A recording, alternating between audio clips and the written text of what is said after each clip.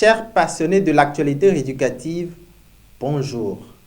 Je suis ravi de vous retrouver une fois encore pour faire le point de l'actualité éducative de la semaine. Le jeudi 24 octobre dernier, le ministre des Enseignements secondaires, techniques et de la formation professionnelle, Kwaro Yves Chabi, a procédé à la reddition de comptes pour les 8 ans de mise en œuvre du PAG, le programme d'action du gouvernement 1 et 2, pour ce qui concerne son sous-secteur enseignement secondaire.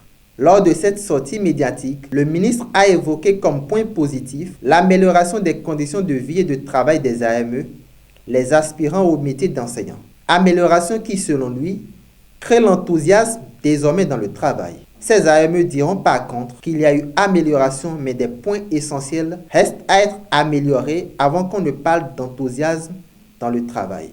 Reconnaissant des efforts consentis, les AME pointent des discriminations persistantes. Titre éducation à ce propos. Alors que les anciens AME continuent de vouloir corriger les discriminations, d'autres enseignants font leur entrée dans cette catégorie. Enseignement secondaire, nouveau déploiement des enseignants AME, lit-on sur le site Information Oxygène 2. Parlons alphabétisation. Les examens finaux des acquis des apprenants des centres du programme d'appui à la gestion décentralisée dans l'alphabétisation PAGEDA ont eu lieu en fin de semaine dernière. Des améliorations ont été observées en termes d'effectifs. Éducation a fait ce constat et renseigne: évaluation finale en alphabétisation, une hausse de 41,26% des apprenants du PAGEDA 2. Pour rendre les cours désormais plus attrayants dans les universités et écoles, une nouvelle approche a été inventée. Ceci pour permettre aux enseignants de mettre fin au cours magistral. Éducation est allée à la découverte de cette méthode et écrit: Professeur Jean-Claude Roumenou, à propos de la pédagogie par l'apprentissage guidé, la mèche est une méthode interactive pour enseigner les connaissances. L'université d'Abomey-Calavi sera impactée par la construction d'une nouvelle infrastructure. Cette décision est issue du Conseil des ministres du mercredi 13 novembre 2024. Faisant cas de cette décision, l'organe La Nation informe: enseignement supérieur, 3 centres d'excellence institués.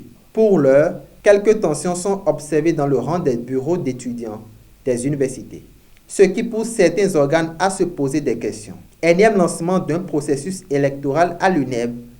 Attention, que se passe-t-il à l'UNEB? Se demande Nanguézé Info. Pendant que certains étudiants se prennent la tête pour cette tension relative au bureau, d'autres se défoulent sur le terrain des divers jeux pour défendre leurs universités respectives. Jeux universitaires du Bénin à Djougou, le programme des différentes finales qui se jouent ce jour. Titre l'organe Palabre quotidien à propos du dernier jour des compétitions. Hors de nos frontières, le site yobli.fr informe que le général Abdourahmane Tiani a posé un acte salutaire à l'endroit du système éducatif. Niger, système éducatif, le général Tiani fait parler son cœur et offre un lot impressionnant de fournitures, peut-on lire. C'est la fin de cette revue de presse éducative.